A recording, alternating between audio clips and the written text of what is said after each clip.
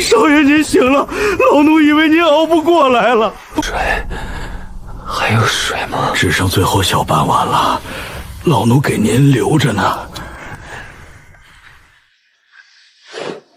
官兵呢？押咱们上岛的巡检官船昨天就走了。刘话说安分劳作，可申请通商许可，3个月内死活不论。这种海岛，要么降雨，要么打井，浅层地下水大概率是咸的。老奴打听过了，这岛上有处泉眼，但被一伙叫黑风寨的匪徒霸占了。他们人多势众，咱们还活着呢。爷几个还以为沈家这位病秧子少爷昨晚就切了。周头领，我们沈家初来乍到，还请你高抬贵手。哼，初来乍到，你们几十号人上岛，连声招呼都不打，当老子是摆设？岛上的泉眼是老子的，滩堤是老子的，所有能进嘴的东西都归老子管。你们要想活，把粮食全交出来，以后按月孝敬，老子赏你们几口淡水。全交出来，我们几十口人把粮食全给您，今晚就得饿死。那是你们的事儿，老子周莽在这岛上混了3年。这泉口滩涂能捕鱼的地方，全是我黑风寨的地盘。那你信不信，老子现在就让你们沈家从这岛上消失？您是打算细水长流，还是一次性搜刮干净？您把我们逼到绝路，我们拼命一搏，也能让您有所折损。小子，有点胆色。行，老子今天给你个面子，粮食交2/3。另外，你沈家得答应老子3个条件。您说，第一，未经我允许，沈家人不准靠近泉眼。第二，滩涂捕鱼排在我黑风寨后面。第三，每月月底上交30斤鱼竿或等价物资。前2条可以答应，第3条需要调整。我们刚上岛，连住的地方都没有，前2个月减5斤，2个月后恢复正常。少爷，您方才太冒险了，那周莽杀人不眨眼。我知道，但不冒险，我们今晚就得饿肚子。没有淡水，存粮见底，匪徒环伺，但对他来说，这不是绝境。海水淡化，滩涂长殖，简易土木，矿耳识别，这些刻在骨子里的东西，随便一样都能让我们活下去。沈伯，召集所有人，我要清点人手和物资。少爷，您要做什么？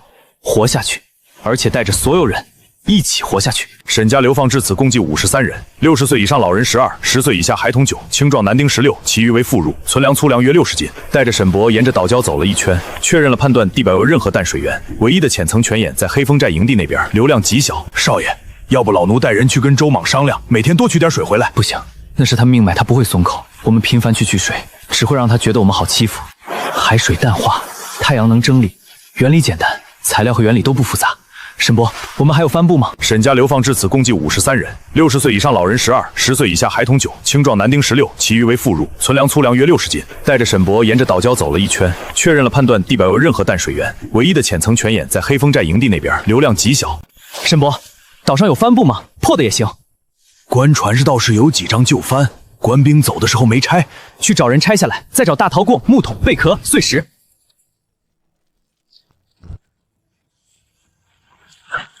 少爷，这是做什么用的？少爷，老叔活了大半辈子，从没见过这种器物。您不会是被烧糊涂了吧？是啊，燕哥，咱们连水都喝不上了，您还在这儿搭棚子？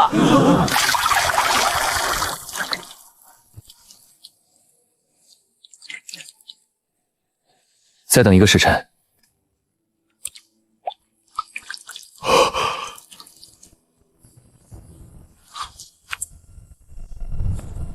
是甜的，真的是淡水！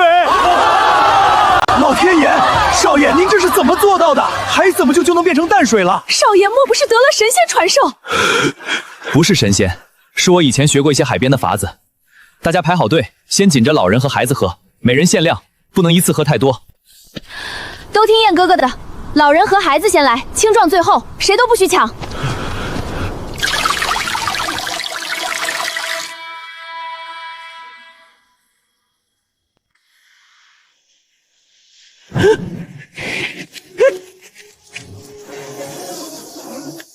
今晚加双岗，所有人不要单独行动。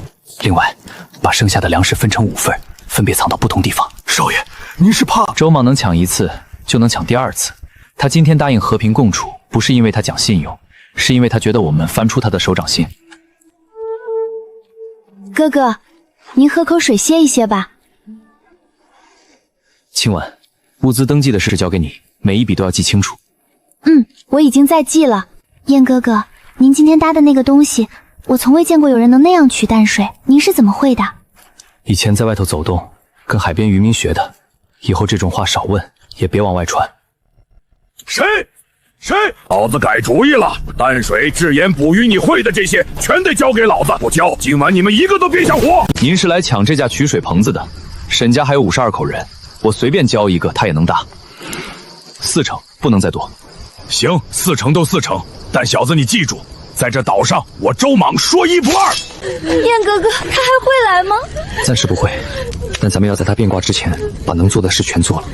第一组，沈博带8个青壮，负责搭建住处和防御围墙。第二组，今晚带5个识字的嫂子婶婶，管物资登记和做饭。燕哥，这地方水太浅，大船靠不了，能捕到什么？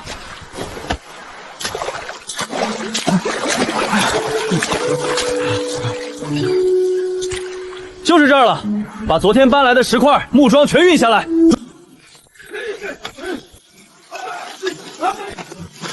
少爷，这到底是个啥？食物，潮水涨上来，鱼虾游进这片浅滩，潮水退下去，它们被石墙拦着，水走了，鱼留在坑里。你们快看，水里头！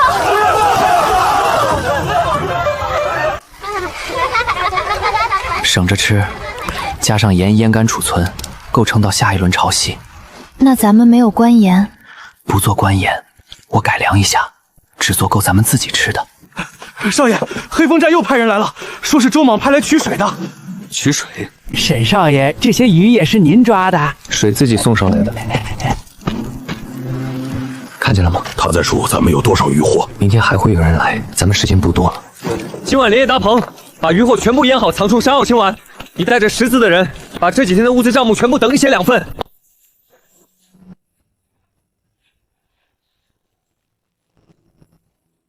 今晚，咱们现有的盐还能用多久？不到5天了，剑哥哥。没盐不是吃不下的问题，我男人昨儿蹲久了，站起来都发晕。跟我去西边盐滩看看，这里有人晒过盐，但晒出来的东西不能吃。老奴上岛第2天就看见这片滩上有白霜，苦得没法入口。去把昨天清理出来的那些碎瓦片、木炭渣、细沙全部收集起来，再找几个浅口大陶盆，越大越平越好。太阳晒1天，晚上就能收第1茬。拔出烧过的黑炭，砸碎拌进木炭粉里。木炭吸附力强，能去掉海腥味和大部分苦味。怎么回事？沈少爷，我家头领吩咐了，这片的滩涂往后归我们黑风寨专用。头领说了，那片水底下有老多蛤蜊，从今儿起归我们了。你们沈家要赶海，往那边走。少爷，周莽这是存心的。存心就对了，说明他坐不住了。所有人先别管滩涂的事儿，全部到盐田这边来。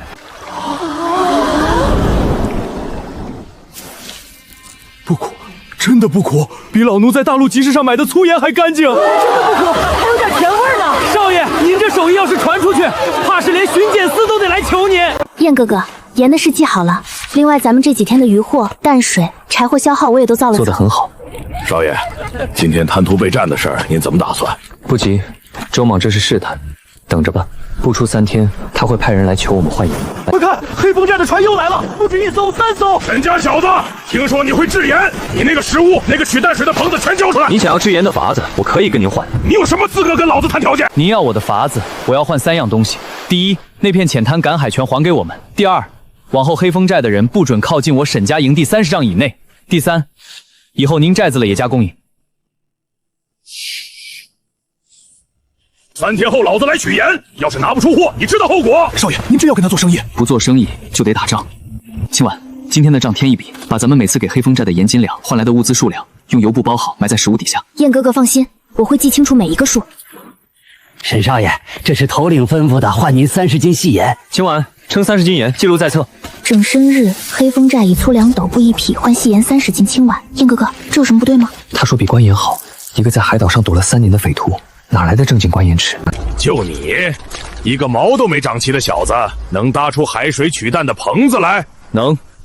周头领可以作证，我沈家上岛5天，淡水、细盐、渔获全部自给自足。制盐的法子交出来，每天再供我海协帮100斤淡水。别跟老子谈条件，你谈不起。姓敖的，你吃独食。老子拿大头。你们商量怎么分我的东西，问过我的意思吗？你什么意思？制盐、取蛋、食无捕鱼，这3样法子全在我脑子里。你们就算把沈家所有人杀光了，只要我不开口，3元本事谁也拿不走。这个小子说的话虽然刺耳，但每一句都扎在痛处。每天50斤淡水，10斤细盐。30斤淡水，5斤细盐。成交。那我呢？我每月换多少？小子，你最好说话算话。每3天我派船来取货，拿不出东西，我可不管什么盟约不盟约。沈小子，你今天的胆子够大，老子佩服。但你记住，岛上这地方拳头大的说了算。明天呢？今天靠嘴皮子赢了。燕哥哥，都记好了从。今天起，除了日常消耗的物资之外，所有多余的东西全部入库封存。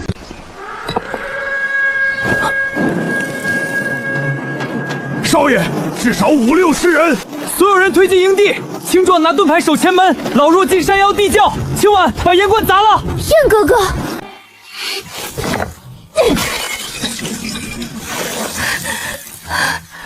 岛上的人，这里归海沙帮了。识相把东西全交出来。少爷，咱们守得住吗？少爷，咱们不打？不打，让他们先打。把石湖那边的鱼竿装进营地，火堆灭掉。咱们的人全部缩进围墙里面，不要出声，不要露头。老子今天不想跟你拼命，你让开！我只要岛上那姓沈的小子和他那些制盐的法子。你想抢，先问老子的刀答不答应？燕哥哥，他们什么时候能打完？打不完，周莽人多打不过，敖烈船多上不来，谁也体力耗尽了，自然会来找我们。姓周的，你先让你的人停下，老子跟你谈。谈什么？这岛上盐田、淡水、食物都是那姓沈小子搞出来的，不如咱们2家商量着分。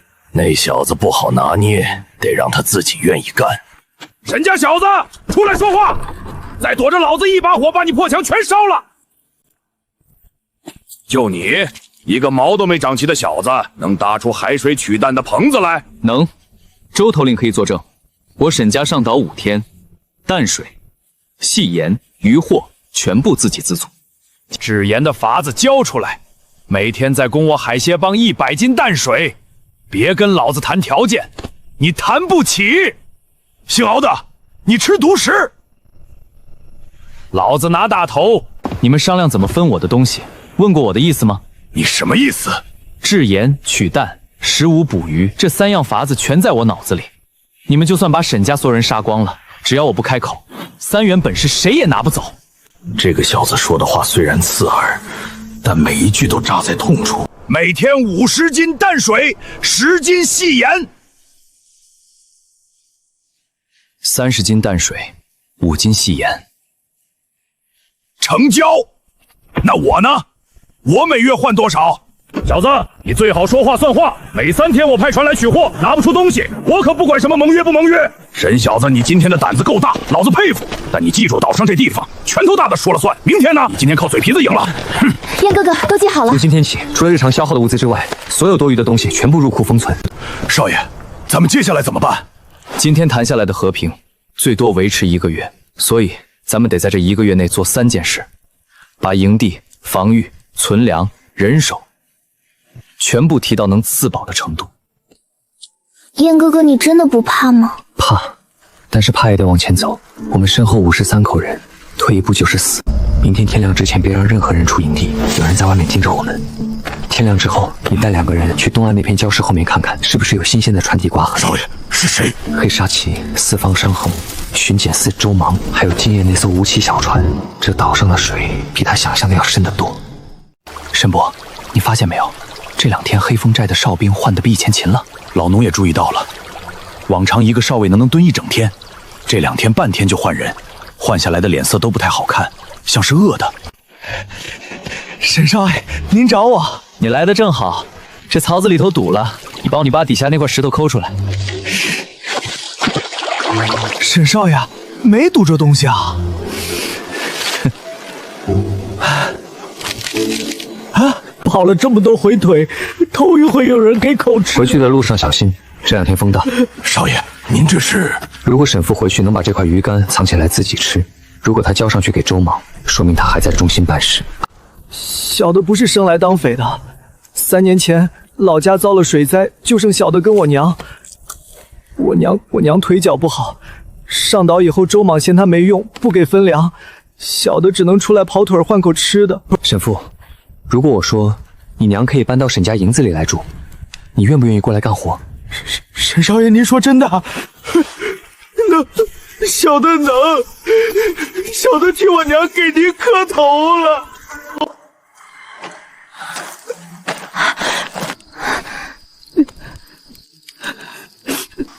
你回去给周莽递话，就说你娘病得厉害，来沈家营地讨口药，这事儿就算接过去了。他问什么都不要多说。沈少爷，他俩是小的在黑风寨里最信得过的兄弟，一个叫刘石头，一个叫王栓。他们想来。少爷，我们不是坏人，就是跟着周莽混口吃的。你们来了，能干活吗？能，什么活都能干。进了沈家营地守规矩，能做到？那谁不守规矩，您拿刀砍了我们都行。你们来了沈家营地就是一家人，往后吃饭干活都一样，不分彼此。但有一条规矩我要再讲一遍，咱们青椒岛上以后只靠劳动吃饭，不抢不偷不私斗，谁坏了规矩，第1次警告，第2次逐出营地，没有第3次。今天不讲4书5经，讲2条律法。第1条，大庸律户律盗贼篇，凡偷盗民间财物者。第2条，大庸律户律邻里篇，凡聚众械斗致人伤亡者，以伤人论处。少爷，周莽带了3伙人来，加起来快60个了。沈家小子，你给老子滚出来！燕哥哥，所有人都醒了，要不要把老人孩子送进山外地窖？先别动。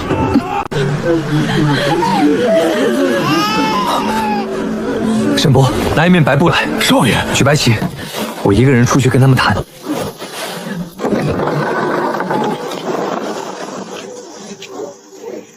周头领，人是我收的，但我可以给你一个更好的交代。我是想问问这些人，你们跟着周莽来攻打沈家营地，他承诺分你们什么？周头领连自己寨子的人都喂不饱，拿什么分给你们？老子不打了！我一家老小3天没吃上饱饭了。你沈少爷要是真的这么吃的，老子跟你走。沈少爷那啥，我们这些人走，您真收。收，但规矩跟沈父他们一样，守沈家的规矩，踏实干活，今晚给他们登记入册。今天周莽走了3天之内，他一定会趁着夜里来偷袭。你们3个人告诉我，周莽手底下现在还有多少人？谁最愿意给他卖命？还剩23个，里头有6个是他从大陆带上来的老兄弟，最听他的话就是咱们以前面那帮人，大多是不敢跑，怕他事后算账的。还有他那6个老兄弟，个个狠得很，手里都有家伙。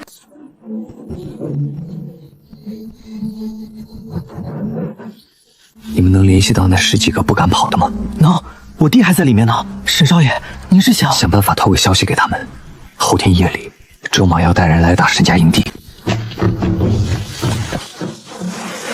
果然分了3路包抄。别动！别动！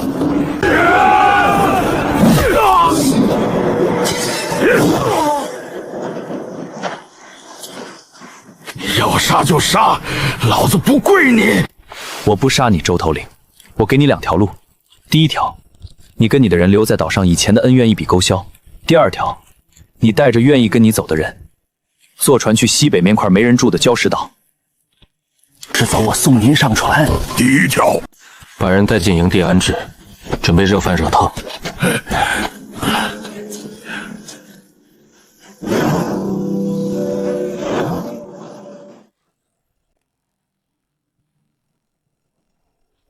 沈公子，别来无恙啊！这才几天功夫，你这营地又大了2圈，厉害！苏掌柜来的正好，先进来喝碗粥。沈公子，苏某在海上跑了30年，头一回看到流放岛上山人自己立公账的，你这做法比好多大陆商铺还……苏掌柜，您这次来不只是路过吧？巡检司的通商凭证，年前申办的，统共管用1年。苏某跑苍茫海域这一片，有这张纸在，各岛都能停靠交易。连卖8文1斤，苏某卖到12文，还有可能海盗抢着要。苏掌柜，您要压多少？6文1斤，我全包。您现在跟我这样算。第1，我按8文1斤供货给您。第2，您把大陆那边的零售渠道告诉我，直接找分下的商户入台。成交。苏某船上就这么些存货了。铁骑过海确实查得严，带多了怕被巡检扣下。今晚开始登记，苏掌柜这边出。燕哥哥，铁骑按什么价值？铁锅一头作价120文，菜刀40文1把，铁锹60文，斧头80文。这是交易凭证，一式2份。巡检司审查账时是随时可查验。沈公子，你这岛上管账的姑娘要是放到大陆去，大商户抢着要。这附近百里沿海域最麻烦的不是周莽那伙人，苏某上回提过的海沙帮敖烈，你心里有数没有？有所耳闻。敖烈在海上混了快10年，手下3艘大战船、7、8条快船，总人数不下200。近海商船10艘里他劫3艘。你这个岛现在离大陆太远，巡检时水师3个月才来一次，中间这段空档，你们只能靠自己。多谢苏掌柜提醒，让工匠今天别停，把西侧围墙再加高1尺。另外，把咱们新收的那些人，年轻力壮的挑出来，编进护岛队。今天下午开始练刑。练阵型？咱们就一些木棍使使的，练什么阵型？又碰上硬石头了。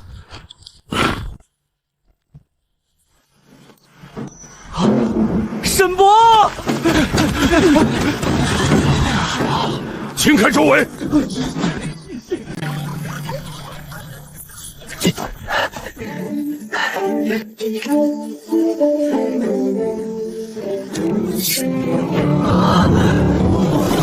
少爷，这坑挖多深了？2尺出头，再往下没敢挖，怕破坏矿脉，把坑盖住。今天所有看见这块石头的人全部叫过来，我有话跟他们说。今天挖出来的这个东西，谁都不准往外传，但凡传出去1个字，咱们青椒岛就完了。这是铁矿石，咱们岛上有铁矿，铁矿意味着什么？我们可以自己冶铁，打造农具、修船钉、防御器械。一个流放岛上出现铁矿，被巡检司知道会是什么结果？少爷，您的意思是？对外保密，矿脉位置划定禁区，只有我们今晚在座的人知道。开采只在夜里进行，铁路建在山坳最里面，用树木掩蔽。出铁以后只打农具和防御最稳。今天晚开始跟着我干。少爷，老奴挑6个人。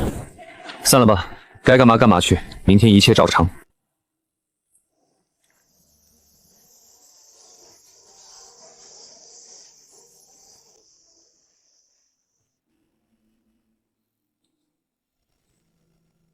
从今天开始，这块区域划为禁区，没有我亲口发话，任何人进入，谁走漏了风声，我沈岩第一个找他算账。沈博，带3个身穿强力壮的，今夜开始挖矿，不求快，稳就行。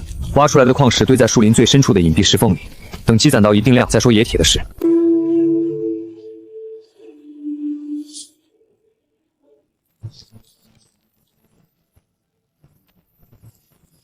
沈公子，你要的人苏某带来了，3个铁匠，2个木匠，都是在沿海渔村混不下去的。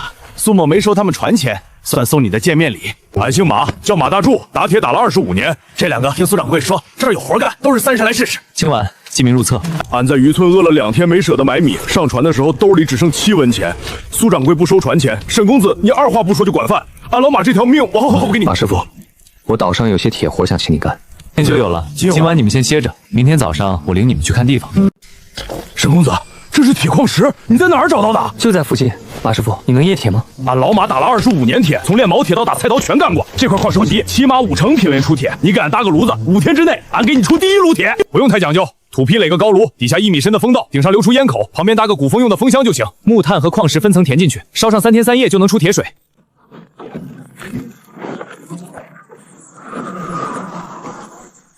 沈公子，得烧2天2夜，您放心，只要炭不断，风不停，第1炉铁出来肯定能用。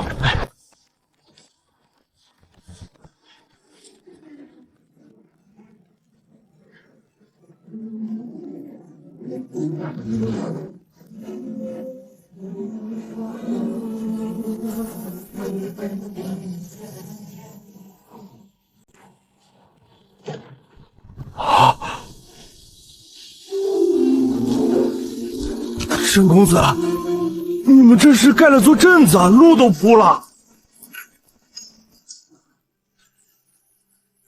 苏掌柜，这批盐囤了300斤，鱼竿200斤，虾酱20坛，您看看怎么走？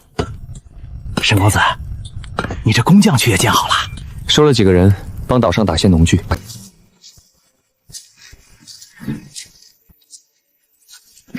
沈公子，苏某在大陆沿海见过不少镇子，有些还不如你这个落成半个月的流放岛整齐。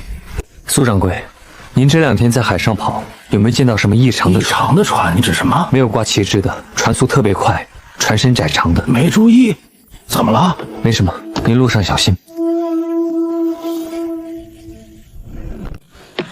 少爷，东边教室后面的值夜人看见的有3艘快船贴着岛外侧绕过去了，挂黑纱旗，船头没有人影，桅杆上吊着人，像是在观察咱们的村落布局。从今天开始，这块区域划为禁区，没有我亲口发话，任何人不得进入。开始在天黑之后进行，天亮之前必须用树枝和浮土把矿坑盖好。沈博，带3个身强力壮的今夜开始挖矿，不求快，稳就行。挖出来的矿石堆在树林最深处的隐蔽石缝。青椒岛需要铁匠、木匠、石匠，只要是走投无路的工匠。苏掌柜帮忙传个话，只要能到青椒岛，我沈燕全收。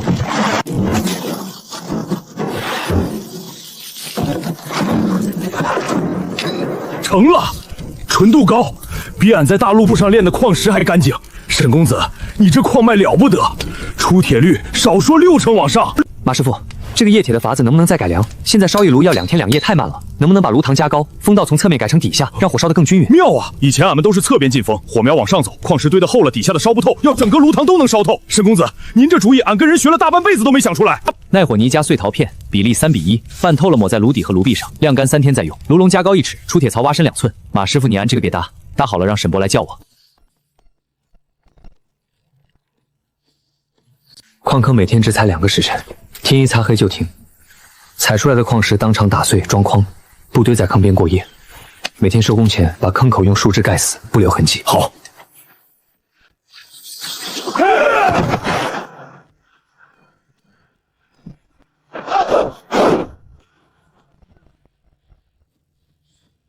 沈少爷，咱们家伙够吗？50个人才4根铁矛头，剩下全是木棍和石头。沈公子放心，新炉子明天点火，3天出1炉铁。俺老马熬2个通宵，先给护岛队打20个矛头出来。少爷，海面中来船了，8艘挂黑纱旗的。清完，带他们都躲起来，所有物资全部锁进货柜里，铁器不准留在外面。沈博，守在围墙内侧，不要出去。马师傅，你带着东西都收起来，不要让别人看到。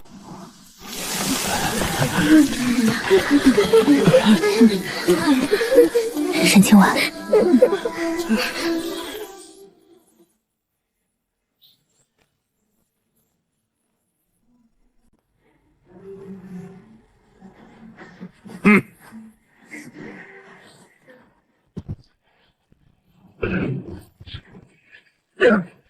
沈家小子，这半个月你倒是把岛修得挺好看。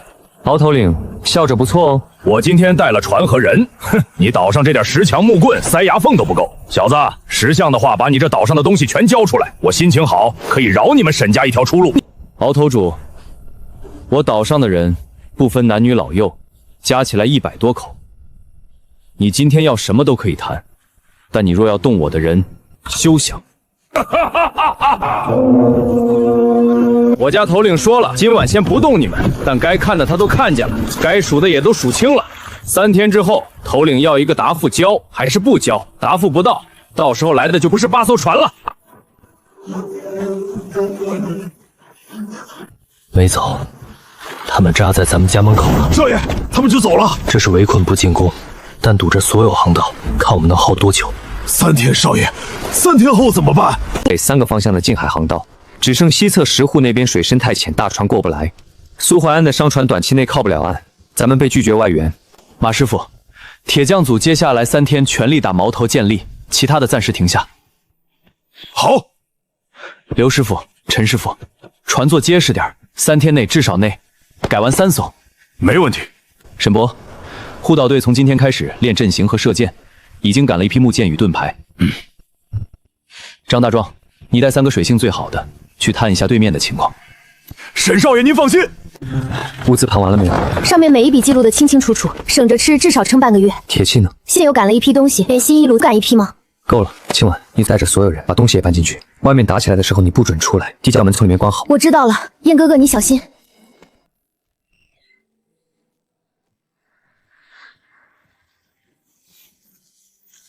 少爷，是个过路的渔民，说他在海上漂了3天，船漏水了，想借个地方修船讨口水喝。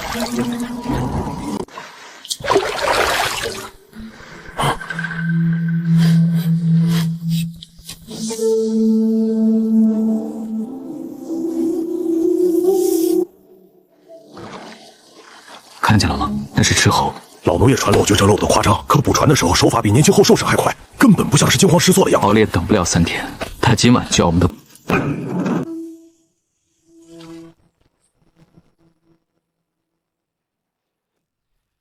2个侦察兵，他们把咱们西侧的海岸线摸了一遍，不出意外，今天夜里会来摸北面。是头领派来的，说天亮前要摸清岛上人力和粮靠位置。还有呢？还说联络了另外其他人，北边的浪里江后天晚上3路人马合围青礁岛，约好的信号是3长2短的傲角。消息确认了，激活人后天夜里合围青礁岛。沈公子，跟打不也得打，俺老马的铁炉不能白烧。俺们跑不了，那就拼呗！让灶房今晚提前开饭，所有人吃饱，天黑以后所有人进地窖，通知他们每人领3根，一些工具全部装赶。今晚不睡觉，等着。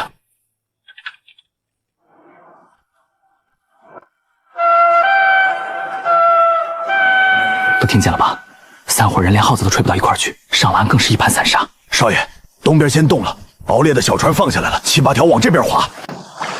弓箭手准备，等他们船头触杀再放箭，射远了一根都伤不着人。放！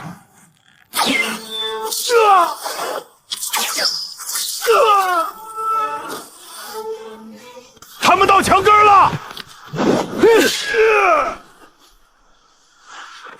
墙杆顶上，别让翻墙！退潮了！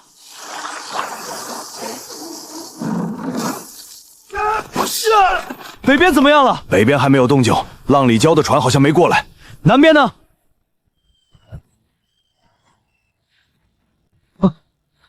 他们绕西边了，从石湖外围那条水道钻过来的。张大壮，带你的小队从营地后头绕到西边去，快，别让他们从石湖翻进营地。剩下的人守好东边边墙根，不许放一个人翻进来。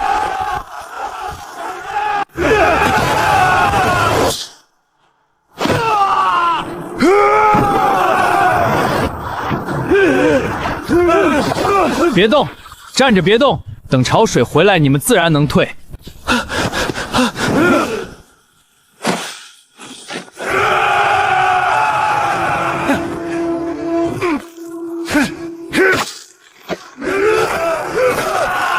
少爷，顶不住了，墙要塌了！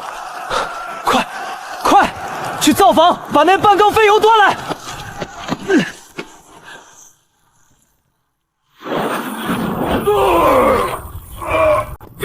退后，都退后！老子睁不开眼了！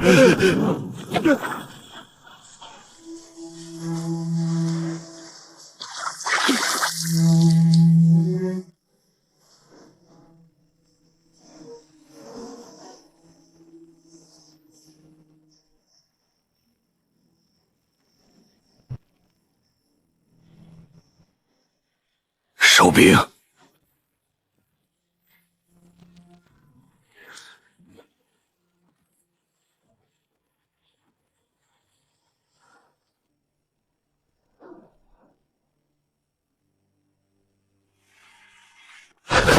少爷，咱们守住了！打赢了，打赢了！洗洗就行。物资损失大不大？弓箭消耗最大，废油用掉了半缸，人伤3个，都是翻墙时被石墙蹭破皮的，不算重。够了，比我想的好太多。沈少爷，过了那道黑礁了，前面没暗礁了，加2把劲儿，能快不少。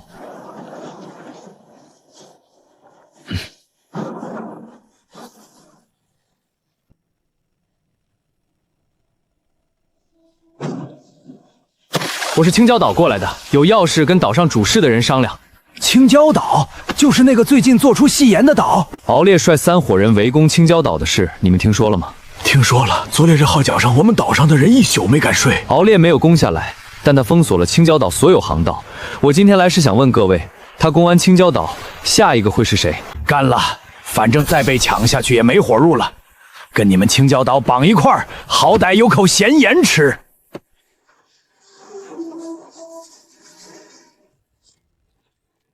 我们洛星礁穷得连海匪都不稀罕来抢，你们青礁岛跟我们结盟图啥？图你的少尉？你站上去能看见多远的南面海边？公子，我们这岛上的人3年没吃过盐了。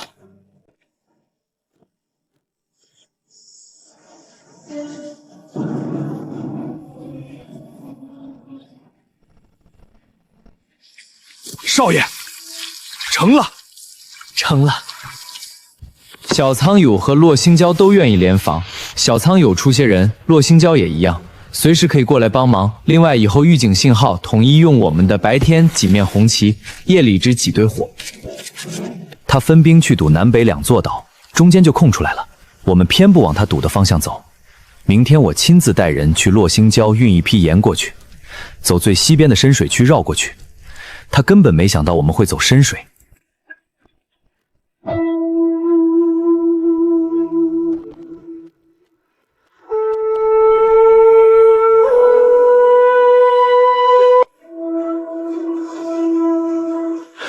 沈公子，这些东西你们守好南面的哨位就行。看到任何海船队往北走，立刻升旗。只要你们信号不断，青礁岛物资就不会断。少爷，好消息，坏消息。好消息，小苍妖那边传来信号了，浪里礁的撤了，往北走了。坏消息是，熬炼今天白天派了几艘快船靠近咱们东侧滩涂。对了，明天让小沧州和洛星礁再派人过来一趟，跟他们都先说好，下次熬来了，南北两座岛上的人不用急着往青礁岛撤。那往哪儿撤？往他们各自的岛后面撤。敖烈分兵去堵南北两座岛的时候，咱们从中间穿过去打他的后方。他顾前就顾不了后。少爷，您这是要反过来夹击敖烈？现在还不确定，但有一条是确定的，他跟浪里礁和鬼面纱的合作已经裂了。少爷，师爷，东面还没有移动，敖烈的船队在移动，既全动起来了，不是进攻阵型，是分散了。2艘往北，2艘往南，2艘留在原地。南北2条航道全部被堵，只剩西边深水区那条最长最绕路还通着。少爷，那怎么办？沈伯，明天一早你带几个人伪装成渔民，走深水区去小沧州和洛星妖。那敖烈要是先攻南还是北呢？那让他攻。北边小沧岛有礁石屏障。南边洛星礁最高处是天然堡垒，都不好打。他真要攻，至少要花几天。这几天，青礁岛的人就可以从中间插过去，把他留在原地的船全部拖进浅滩困住。他分兵去堵南北2座岛，中间就空出来了。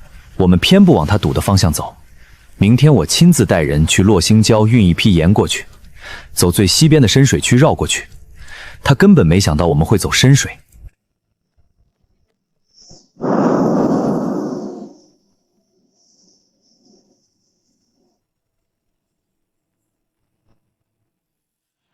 不管南边北边打得多凶，不要参战。送完信立刻原路返回。北边不会先动了，敖烈烈攻小沧岛。打哪边？北边，但那洛星礁一定也有船，他把船分兵2路。北面有船，南面也有。敖烈主力在北边打小苍友，南边有船是佯攻，逼我们分兵。如果我们全去救北边，南边有艘船就会直接冲上岸；如果我们分兵两边都救，中间有船就会抄后路。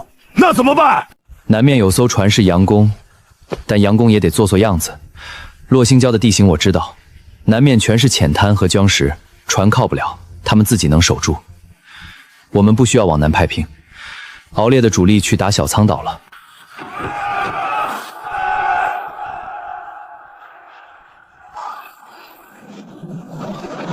成了，别动，船底卡住了，再动翻了淹了你们！老老实待着，潮水涨上来自己浮起来，我们不伤人。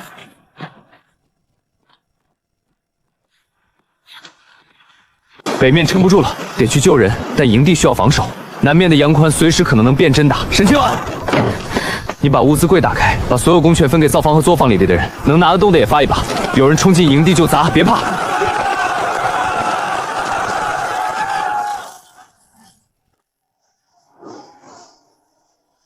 他们把岛上的人抓住了，再问物资藏在哪儿，等他们搜够了回船上，半路上接他们。打，只救人不伤人。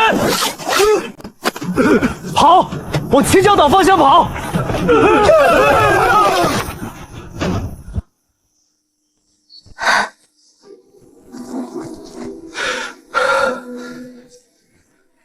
咱们的人伤了几个，都是轻伤，艾草和干姜已经敷上了。小沧岛救回来的人有些人，还有的留在他的岛上没被抓住。北边那些人都撤了，火把灭了，船也推到外海了。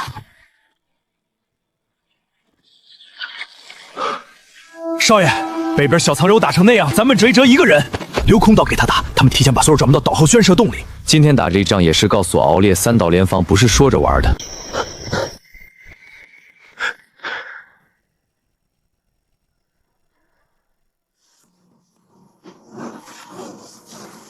他打着打着撤了。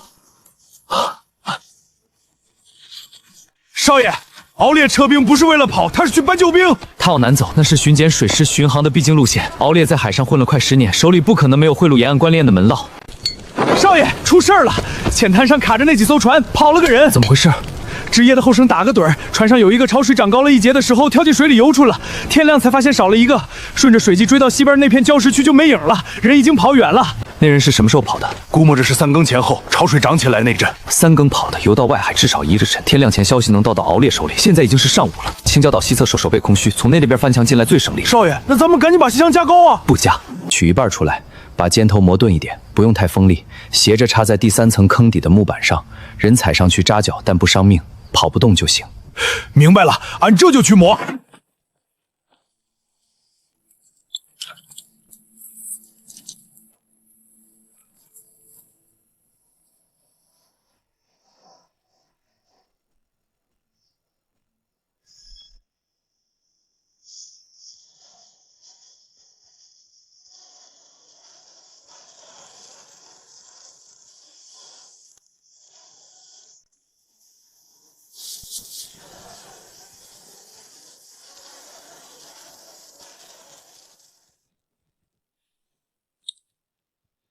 敖头领，您带的人全踩进坑里了，就剩您跟您身边那几个弟兄，三面包围，后面是海。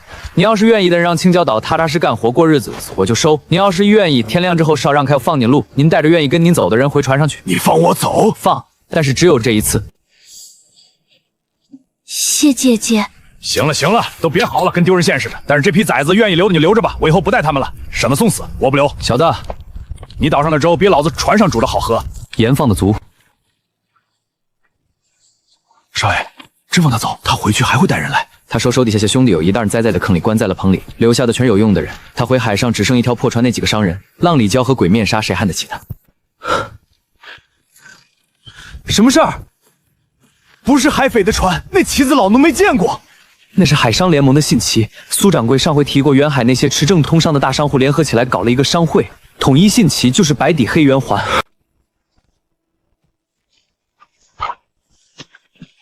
在下陈守义，原海商联盟苍茫分舵主事，阁下就是青礁岛沈燕沈公子。正是，陈主事远道而来，请先入内喝碗热茶。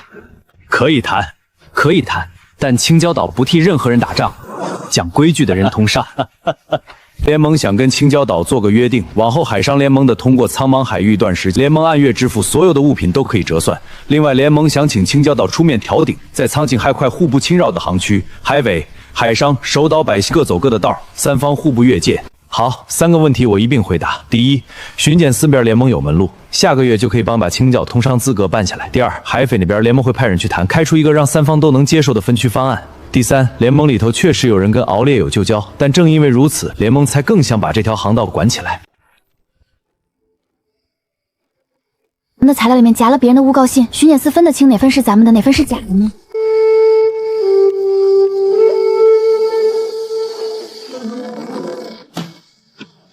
这是我在沿海码头劫到的，延安管苍棉户籍的刘主收了敖烈300两银子，替他拟了一封告状信，送进巡检司了。这封信已经进了巡检司的案底了。我劫到的是副本，正本3天前就送到了，李巡检那边还压着没批。但这种告状压在案越久，对青礁岛越不利。多先跑了一趟。苏掌柜，你帮我带一封信去巡检司驻地，直接交到李巡检本人手里。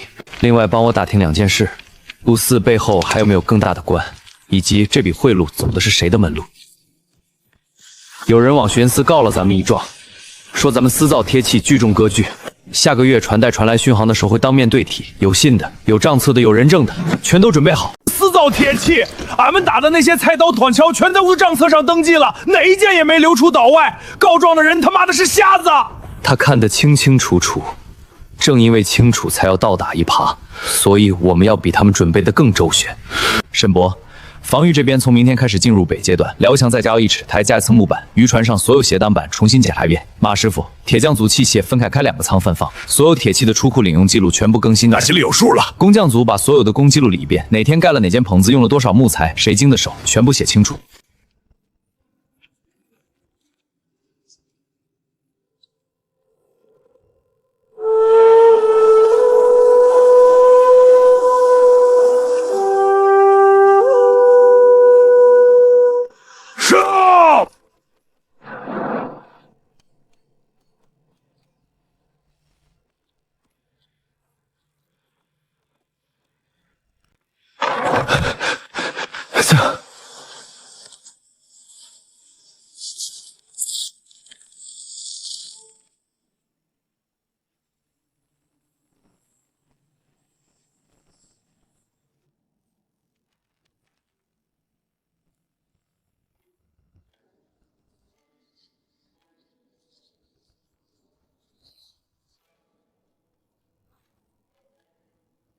燕哥哥，账册全整理完了，装了几个匣子，一匣全货站等巡检司来查，一匣藏山坳石缝里备用，第3匣我缝了油布包随身带着。好，青婉，你怕不怕下个月来人查？不怕，我记得每一笔账都是真的。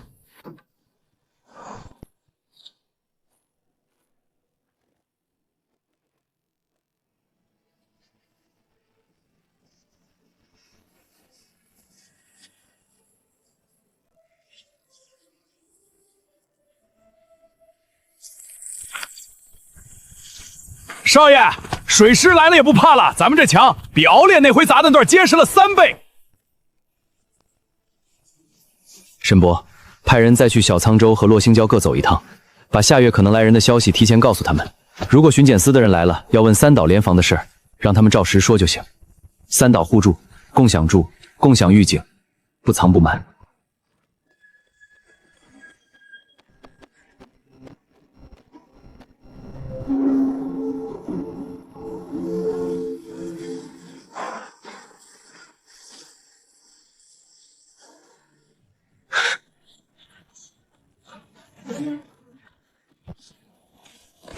我带人在营门列队，马师傅把铁匠炉火托全部吸压灭，灶房烟火吸干净。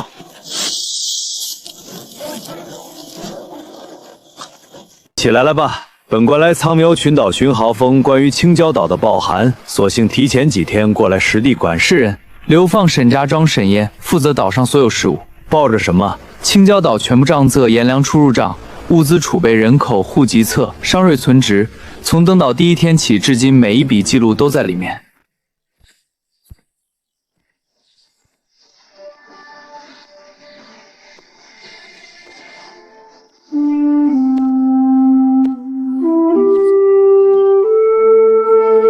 你岛上这些流民登记入册的有多少？有很多，其中沈家本族几10人，后来收容的流民一些，全部造册登记，户籍住址、来岛时间一概清楚。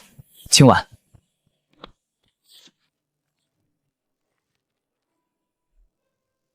这字儿是你写的？回大人，是民女写的。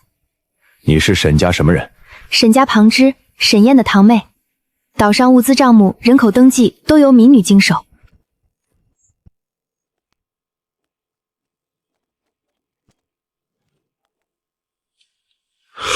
说吧，你岛上哪些事儿是真的，哪些告状是假的，从头说清楚。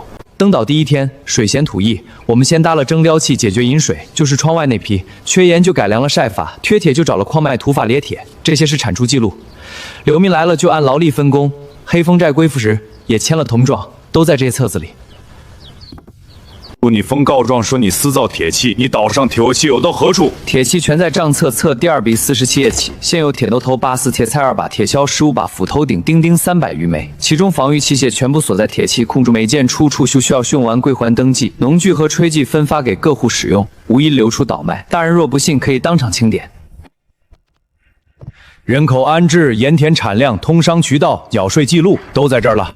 从4方商行第1次交易到海商联盟协议签订，每一次交易的时间、货物数量、折算价、约定缴税日期全部白纸黑字。实物跟账册对上了，一件不差。告状信上说你在岛上修寨，很抗拒官府，本着官史理念建立铠甲呢，有没有？石墙旗尖高，瞭望台木大，而是不设局城马大的堡垒。反倒你这账册做得干净利落。本官看了17年案卷，流放地能把税款存根按月份排列，按月加盖交易方齐奉章的，你是头一个。刘主簿那边，本官已经叫人去查了，他不止办了这一桩脏事，流放的案子他都在里面动了手脚。你送来的那封密信跟本官掌握的线索对得上，证据链已经闭环了，刘主簿已经收押待审。大人，少爷，东面外海，熬猎船冲过来了，4条船全部挂着黑纱旗，排成一列纵队冲咱们滩涂来了。道队上船，几艘快船从西侧包后，只是射不射人，断其桨叶。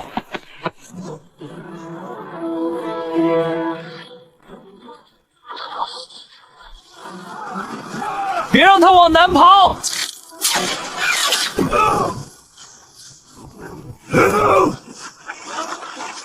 别动！大人说了，俘获为主。你就是敖烈？呸！我栽了，要杀要剐随便。近3年沧海域劫掠商俸记录全在此，够你吃10几年牢饭了。带走吧。小子，你别得意。官这趟原先只打算查账，没料少来早半天，还能顺手收海规范，证据确凿。本官回驻地后，向苍毛郡府陈道兴业整顿远海商道，配合水师有功，当从宽办理流放文牒，允许正式通商。你这岛往后好好经营，把学堂、医馆、通商道理顺了，苍茫远海秩序靠的不止水师战船，还要靠这样踏踏实建起来的地方。李大人走了，敖烈押回去了。近海短期内不会有大规模海匪来犯了。接下来几个月，造房再扩一间，学堂改双班，医院药材柜填满，货站旁修通商馆，盐继续晒，铁继续打。燕哥哥，李大人说的时候的朝廷奏折会有什么结果？不知道，朝廷认可建岛功绩，放宽远海通商限制，青礁岛正式挂牌做通商口岸。请问阁下是？沈燕，药材收到了，盐在货站，请随我来。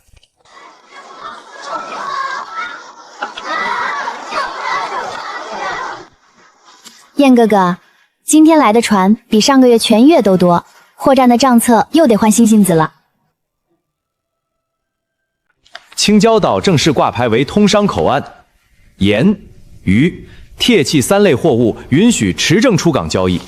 流放审视长房的罪级暂时保留，但免除了劳役，可在岛上自由居住经营。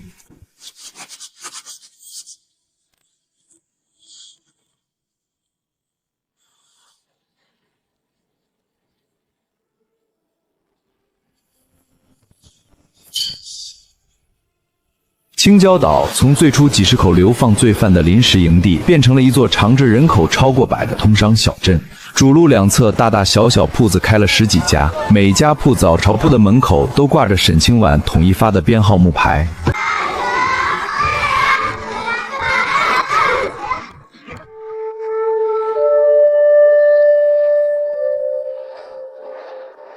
燕哥哥，有人找你。